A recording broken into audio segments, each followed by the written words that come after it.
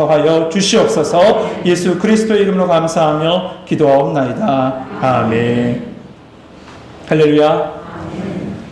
10월 이 찬양 예배에 오신 우리 성도님들을 환영합니다. 옥문이 열리고 우리 주일 낮의 말씀이죠. 묶였던 것이 풀려지는 찬양과 기도의 은혜가 이 시간에 함께 하시길 주님의 이름으로 축복합니다. 어느 달동네 꼭대기 마을에 꼭대기 즈음이었던 것 같습니다. 나이가 많으신 한 할머니 한 분이 사셨습니다. 지독하게 가난했고 돌봐줄 사람도 아무도 없는 이 할머니, 그러나 예수님 안에서 늘 감사했고 행복하게 보내셨습니다. 그런데 그 소문이 이 달동네를 넘어서 그 근처에 있는 모든 지역까지 퍼진 겁니다. 저 할머니 참 어려운데 늘 감사하며 늘 행복하게 사신다고. 그래서 그 소문을 듣고 지역에 있는 목사님들이 모여서 이 할머니를 돕고자 그 할머니에게 찾아갑니다. 할머니에게 찾아가는데 그 할머니는 부엌 겸 보일러실 겸 욕실 가운데 쭈그려 앉으셔서 설거지를 하고 계셨습니다. 근데 그 설거지를 하시면서 찬송을 부르고 계셨어요. 그래서 이 목사님들이 찾아가서 할머니에게 다가가 이렇게 묻습니다. 할머니, 뭐 그렇게 감사하세요? 왜 이렇게 행복하세요? 혹시 예수님이 왔다 가셨나요? 그러자 할머니가 이 잔잔한 미소를 지으며 고개를 딱 젓는 겁니다. 아니라는 거죠.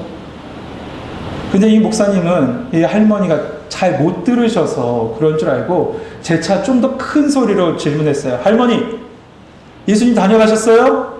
그래서 그렇게 좋으세요? 라고 했더니 그 할머니가 허리를 피며 일어나시면서 하시는 말씀이 이렇게 말씀하셨어요. 아니야. 할머니 같아요? 아니에요. 아니야. 예수님이 다녀가신 것이 아니라 예수님이 지금 나와 함께 사셔. 그렇습니다.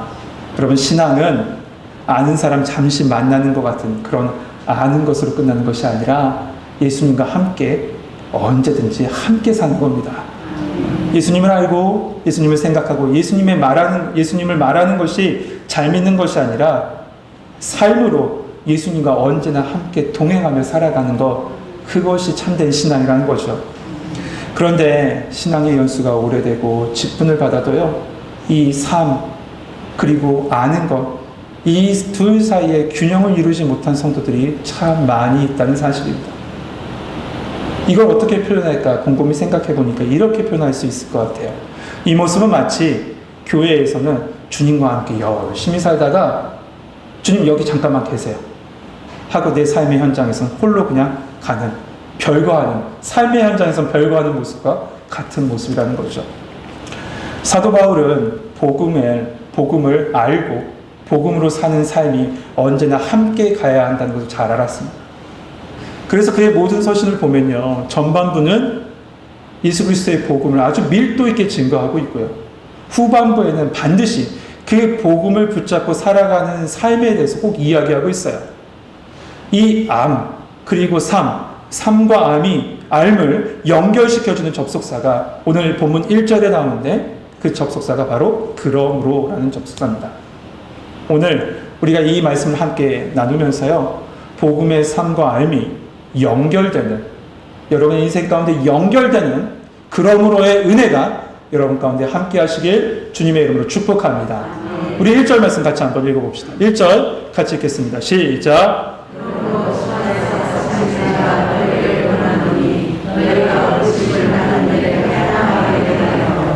아멘.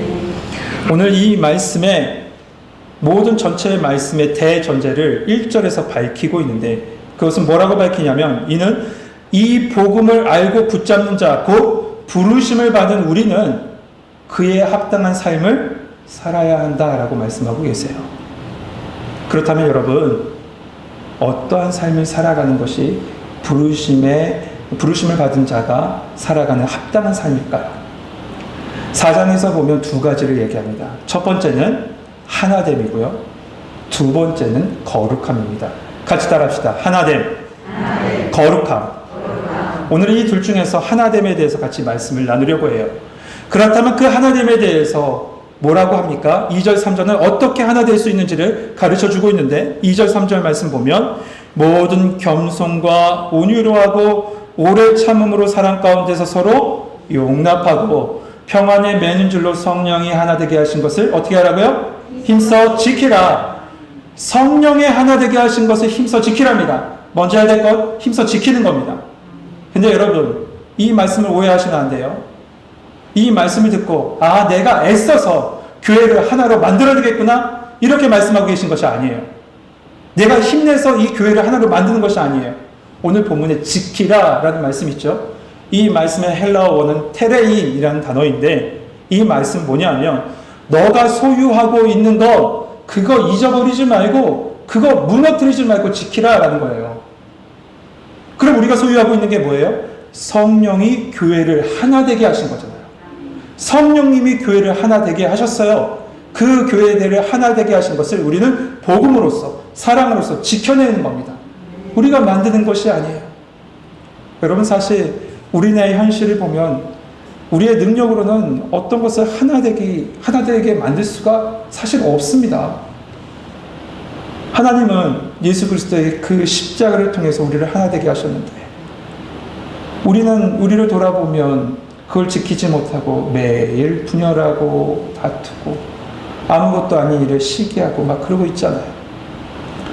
그런데 더 안타까운 것은 세상 사람들에게까지 사랑으로 하나 되는 교회가 아니라 미워하고 맨날 싸우고 사분오열하고 맨날 분열하는 교회로 알려지고 비춰지고 있다는 사실이 너무나도 안타까운 사실이에요. 성도 여러분, 수와 부와 명예와 규모, 이 모든 것이 커져가도 우리에게 주신 그 하나됨을 지키지 못한다면요, 하나님 앞에서 칭찬 듣는 것이 아니라 책망을 들을 것입니다. 영광이 아닌 부끄러움으로 그분 앞에 서게 될 겁니다. 여러분, 우리는 참 다르죠. 사실 보세요. 같은 분 있나 한번 보세요. 제가 찬양을 하는데 참 놀랐어요. 뭘 놀랐냐면, 첫 번째 찬양 말고 두 번째 찬양, 지금은 엘리야 때처럼 이렇게 찬양하잖아요. 박수를 치시는데 다 달라요. 이 엘리야 때처럼 이 찬양은 엇박자로 치는 게 대부분이거든요. 따따. 그런데 한 분은 그냥 정박자로 치시고 다른 분들은 막 쪼개서 치세요. 이렇게. 그런데 신기한 게 뭔지 아십니까?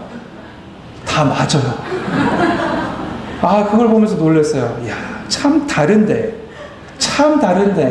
다른 우리가 그 소리가 모여지고 오직 하나님을 찬양하겠다는 마음으로 찬양하고 박수치니 그 모든 것이 조화가 되구나. 부부도 자녀도 쌍둥이도 다 다릅니다. 우리가 겪어온 삶의 여정도 다 다릅니다. 그런데 중요한 건 성부 하나님의 예정하심과 성자 예수 그리스도의 구속과 성령 하나님의 보증하심, 그 삼위의 하나님이 하나 되신 것 같이 우리를 모두 다 하나 되게 하셨다는 사실입니다. 그러므로 성도 여러분, 이 하나님의 하나 되게 하심을 힘써 지켜나가는 우리 성도들 되시길 주님의 이름으로 축복합니다. 그렇다면 어떻게 이 하나됨을 지킬 수 있을까요? 2절에서부터 3절에 보면 네 가지를 말합니다. 네 가지를 말하는데 첫 번째는 바로 겸손이에요. 겸손. 여러분, 겸손이 뭐죠? 겸손은 자기를 낮추고 남을 높이는 게 겸손이에요. 그럼 반대는 뭡니까? 교만이겠죠. 교만은 자기를 높이고 남을 낮추는 겁니다. 여러분, 제가 지난번에도 한번 말씀드렸는데 비난하지 마십시오라는 말을 했습니다. 왜 비난하지 말라고 얘기했냐면, 비난을 말하는 건요, 자기가 스스로 높아질 수가 없으니까 비난함으로 남을 낮추는 거예요. 그렇게 되면 어떻게 됩니까? 상대적으로 본인이 자연스럽게 높아지는 거죠. 그것도 교만이에요. 비난하는 것도 교만이에요. 하나님은 그것을 정말 싫어하세요. 성도 여러분, 겸손은 사회적인 위치나 지위에 있는 사람뿐만 아니라 부족하고 어린아이 같은 연약한 사람 앞에서도 자신을 낮추고 상대방을 높이는 것이 겸손입니다. 높은 사람 앞에서만 자신을 낮추는 그건 비굴이죠. 겸손이 아니잖아요. 중세 시대 때인 것 같아요. 좀 예전에 한 문제 있는 수도원에 이 노렌스 수도사가 수도원 원장으로 이렇게 부임하게 됐습니다. 그런데 처음 부임할 때요, 행색도 의전도 다 갖추지 않고 그냥 찾아갔어요. 일반인처럼요. 그러자 그를 맞이했던 그 수도사들, 그곳에 있던 수도사들이 나이 많은 이 수도사가 오자 처음 온 사람인 줄 알고 이렇게 얘기하는 거예요. 처음 온 수도사는 이곳의 규율을 따라야 됩니다. 당신 저기 가서 설거지 하십시오. 행색만 보고 원장인 줄 모르고 원장을 부임한지도 모르고 그에게 그렇게 행한 거죠. 근데 이 로렌스 수도사는 아무 말 하지 않고 그것을 따랐어요. 그런데 이 기존에 있는 수도사들 얼마나 괴롭혔는지 한 달, 두 달, 석 달 지나도 여전히 괴롭히고 수도원 내에서는 매일매일 싸움이 있고 분쟁이 있었던 겁니다. 그러던 석 달째 되던 어느 날 그 지역 전체를 관리하는 수도원을 관리하고 있던 감독이 갑자기 이 수도원에 찾아온 거죠. 그래서 사람들이 놀라서 허둥지둥하면서 그를 맞이했는데 감독이 찾아와서 사람들에게 얘기합니다. 원장님 어디 계시냐고. 그랬을 때 사람들은 원장님 아직 부임하지 않으셨는데요 라고 대답합니다. 그러자 이 감독이 뭐라고 하냐면 무슨 말 하냐고. 내가 정말 어렵게 부탁해서 아주 좋은 수도사님을 이 석 달 전에 이곳에 보냈는데 말이야. 그 순간에 사람들이 깜짝 놀란 거죠. 설거지 시키고 괴롭혔던 그 수도사가 원장이고 깨닫고 아연실색하면서 그 로렌스 수도사 앞에 쫓아가서 무릎 꿇고 용서를 구했대요. 그리고 나서 그 수도원은 어떤 문제도 없이 가장 모범적인 수도원이 됐답니다. 전설 따라 삼천리는 아닙니다. 그러면 성 어거스틴은 이런 얘기를 합니다. 성도의 덕목은 첫째도 겸손이고 둘째도 겸손이고 셋째도 겸손이다. 여러분 어거스틴 이전에 예수님도 말씀하셨어요. 나는 마음이 온유하고 겸손하니 나의 멍에를 메고 내게 배우라. 예수님이 이렇게 말씀하시고 직접 예수님께서 십자가로 그 겸손의 모범을 우리 가운데 보여주셨습니다. 이것에 대해서 사도 바울은 빌립보서 2장에 이렇게 얘기합니다. 너희 안에 이 마음을 품으라. 곧 그리스도 예수의 마음이니 그는 근본 하나님의 본체시나 동등됨을 취할 것으로 여기지 아니하시고 오히려 자기를 비워 종의 형체를 가지사 사람같이 되셨고 사람의 모양으로 나타나사 자기를 낮추시고 죽기까지 복종하셨으니 십자가에 죽으심이라. 여러분 하나됨의 첫 번째는 겸손입니다. 두 번째는 말씀 가운데 온유라고 얘기하고 있습니다. 이 온유는 자기의 권리를 주장하지 않고요. 먼저 다른 사람을 배려하는 것을 온유라고 해요. 그런데 이 온유는요. 우리가 생각하기에 타고난 것처럼 보여지죠. 근데 말씀은 타고난 게 아니라고 얘기합니다. 이 온유라는 단어 헬라어 프라우테토스라는 단어는 야생마를 길들이는 모습을 표현한 단어입니다. 야생마를 길들이는 모습이 온유라는 거예요. 그러므로 여러분 찬송가 250장이죠. 내가 매일 십자가 앞에 더 가까이 가오니 구세주의 흘림 피로써 나를 정케 하소서. 오전에 제가 찬양을 했기 때문에 오후에는 찬양 안 하려고 일부러 이렇게 했어요. 여러분 이 찬양의 고백처럼요. 매일 십자가 앞에 나가서 하나님의 통제하심, 하나님의 성결, 하나님의 인도하심 속에 나를 내어놓는 거예요. 나는 죽고 예수님으로 살 때 그분의 성품이 온유가 우리 안에 세워질 줄 믿습니다. 세 번째는 오래 참음이라고 얘기하고 있습니다. 여러분 이 오래 참음은 개인의 인내, 버티는 걸 얘기하는 게 아니에요. 버티는 게 얘기하는 게 아니에요. 하나됨에 있어서 오래 참음은요. 상대방의 약점을 예수님의 사랑으로 다 품어내고 포용하는 것이 오래 참음이래요. 오래 참는 거예요. 가족 가운데 남편과 아내 사이에 부모와 자식 사이에 이 오래 참음이 있길 소망합니다. 약점이 있나요? 상처가 보이나요? 성도 가운데 그런 모습이 보이나요? 주님의 사랑으로 다 안아줍시다. 그게 오래 참음, 예수님의 성품이에요. 마지막 네 번째는 사랑입니다. 사랑. 하나됨을 위한 사랑의 극치는 뭘까? 뭐니 해도 예수 그리스도의 십자가겠죠. 그 십자가로 말미암아 어떻게 하셨습니까? 하나님과 우리 사이, 사람과 사람 사이에 막히고 있었던 모든 것을 허시고 하나 되게 하셨습니다. 무엇으로부터요? 십자가 십자가 사랑으로 통해서 말이죠. 그리고 그 십자가 사랑을 요한복음 21장에서 우리에게 그대로 적용시키시고 너 그렇게 살아가라고 말씀하세요. 뭐라고 말씀하십니까? 부활하신 예수님께서 베드로에게 찾아가 말씀하시죠. 내가 나를 사랑하니? 그러면 내 양을 먹여. 예수님이 십자가에서 그 보신 사랑을 너 마음에 품고 전하고 너의 삶의 자리에서 그 사랑을 실천하고 살아가라. 예수님께서 그렇게 말씀하고 계신 겁니다. 여러분, 이처럼 살아내기 위해서는 겸손이 필요합니다. 온유가 필요합니다. 오래 참음이 필요하고 사랑으로 하나 되어야 될 줄 믿습니다. 우리 교회가 이 겸손과 온유와 오래 참음과 사랑으로 하나 되는 교회 되길 주님의 이름으로 축복합니다. 그런데 여러분, 이 모든 것이 우리의 힘으로 가능하던가요? 아니잖아요. 주님이 주셔야 돼요. 주님이 우리 가운데 주셔야 돼요. 아프리카 선교를 하다 보면요, 그 선교 사업 중에 아주 중요한 부분을 차지하는 것이 이 우물 파는 사업입니다. 비용이 꽤 들어가요. 딴 이 선교보다 비용이 많이 들어가요. 우물이 그만큼 너무나도 귀하고 중요하기 때문에 그렇죠. 물이요. 근데 우물을 파서 물이 나오기 시작하잖아요. 그러면 그 순간에 마을에 축제가 막 열려요. 그런데 중요한 건 많은 수가 곧 조금 있으면 말라버린다는 거예요. 왜 그럴까요?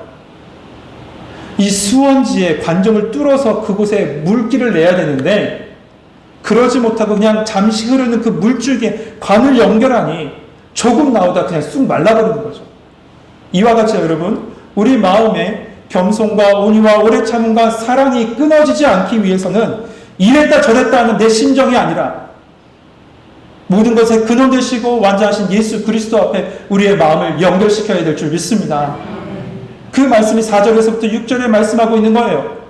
4절에서부터 6절까지 보면 7가지 다른 것이 언급했지만 그 모든 것 오직 한 분 하나님한테 다 연결되어져 있다.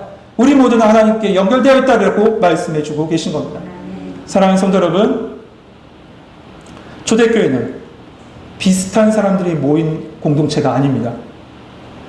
그럼에도 불구하고 하나 될 수 있는 비결 한 가지가 있어요. 그건 뭐냐? 겸손과 온유와 오래 참음과 사랑의 근원 되신 예수님 바라본 거예요. 모두 다 다르지만 한 곳 바라본 거예요. 여러분 지금 저를 이렇게 바라보고 계시죠? 저를 지으시고 뒤에 십자가 바라보세요. 여러분 평생에 저를 지으시고 사람을 지으시고 십자가 바라보세요. 그분 한 분 바라보면 우린 같이 갈 수 있어요. 그러나 사람 바라보면 분열할 수밖에 없습니다. 오직 믿음의 주여 온전케 하시는 이 예수 바라봅시다. 그분이 우리 교회를 그리고 성령에 전된 우리의 마음을 겸손과 사랑과 오래 참음과 온유로 하나 되게 하시고 그것을 통해서 우리 공동체와 우리를 통해서 하나님